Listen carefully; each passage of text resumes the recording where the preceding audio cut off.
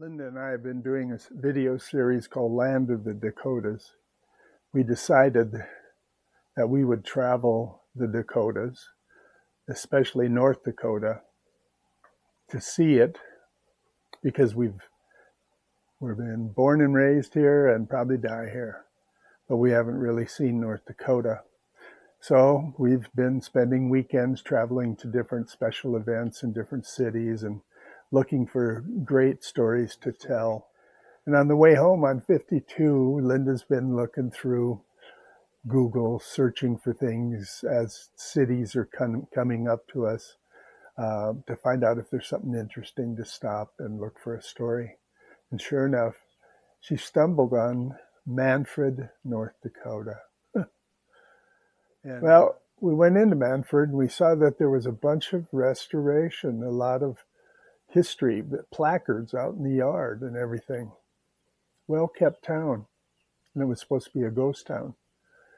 And so we decided to drive around a bit. And when we drove in, I was taking some pictures of these old houses, and Linda said, "There's a lady working in the garden over there." So we parked and got out, and there she was, Wanda. It was a Sunday. She was working in the garden, her day off. And she took us around Manfred and told us stories that each one of them could be a movie. Certainly, this video is just going to be an introduction video because it's just too long. The story of Manfred and Wanda could be a full-length documentary.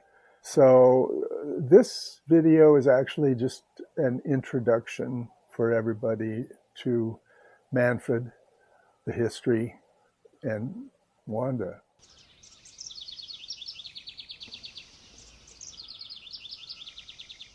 The town of Manfred. Somebody fixed up this building and took the time to put these signs up. And Snev near Trost. Bank Hotel, Melby Jensen, James River. Is that where we at? Well, we would be sitting right. We're here. Right in here somewhere, I'm thinking, or maybe it's back one more yet. And the James River's back there. We'll have to go back and take a picture of that. All right. Let me get a picture of this building because it's pretty cool. I lived in that homestead right up there. Oh, the White House? Over there? Yes. Beautiful little place. Thank you. And we moved there. We were blessed that the people that lived there had helped us in the earlier years. Oh, yeah? I'm the museum director. This part of history has been for too long neglected. Yes. And so we are representing all the many thousands of little communities that established this country. Yes. And that are, many of them no more. And so all communities had little different stories, but they all had kind of common themes too. Yeah. So that's what we're sharing. And we have lots of good stories to share. And wow. So this is the kitchen, and the cistern's right there. And here we show how that happens. That this house is built so that the downspouts would go in each corner, and you can see it's angled right down into the cistern. And then this is from I call him the Sage of Manfred, and he died at 101 months. Oh. And here is his table and his chairs out there. Okay. And then this is from one of the prominent families around here, the Ungstead family. Okay. What a stove. Wow. Yes, and our curator, she kind of, got it so that it looked kind of decent. But It's a science probably running a stove like and this. then this is a Krumkaka iron. Krumkaka iron. Yeah, Norwegian Krumkaka iron. Look at how beautiful the design is too. And it makes a cookie called a Krumkaka. And these 12 people all together anyway. So, does the pastor come by here or for service, or you just have coffee? No, we have every other Sunday. Every other Sunday. From Easter to Christmas Eve. Because it's not playing as loud. That's okay. I can still hear it wonderfully.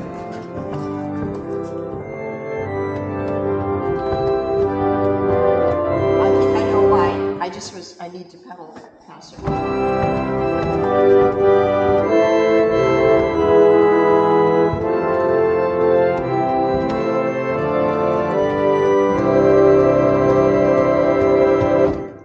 Boy, you have to pedal. Yes, and like I was telling you, it kind of gets impressive a little bit. Okay, I'm just going to do it softly as an introduction.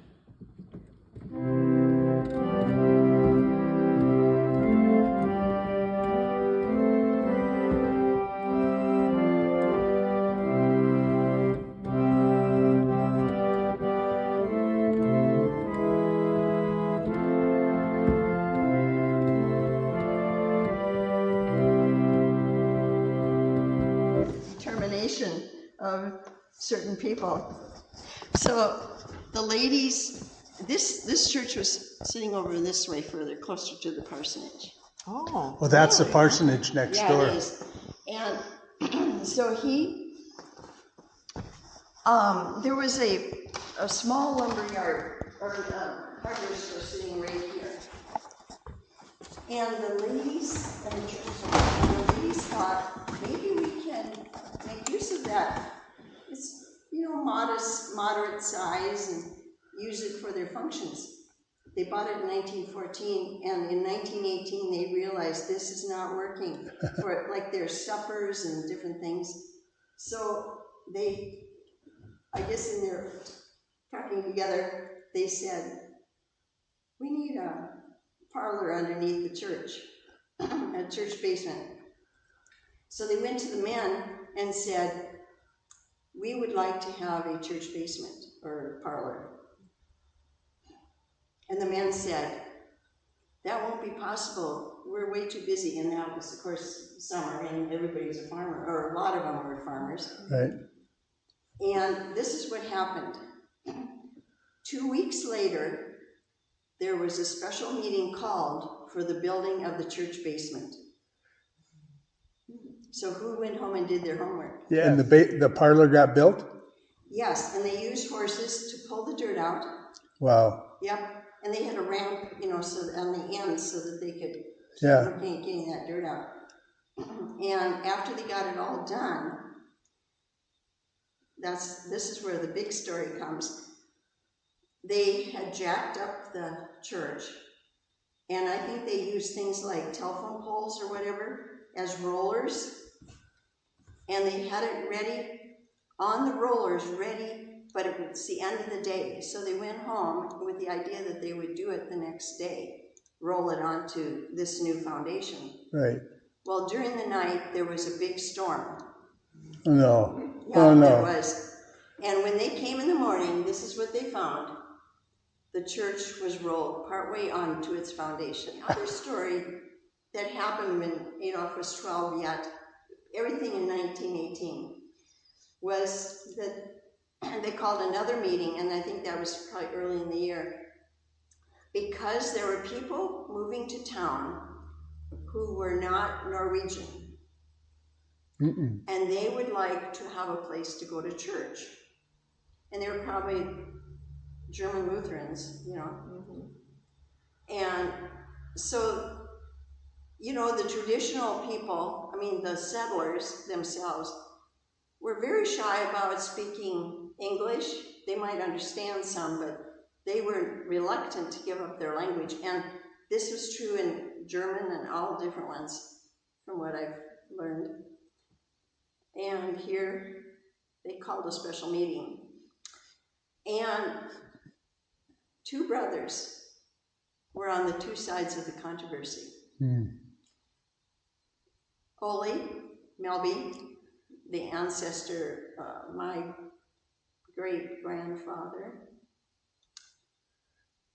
not great-grandfather, great-great-uncle, because he'd be my grandfather's brother. Yeah. So great-great-uncle, I think you call it. And he was on the traditional side, which was a lot of people here, because this is 1918. Right. A lot of them, you know, a lot of the settlers, they lived into the 40s, 1940s.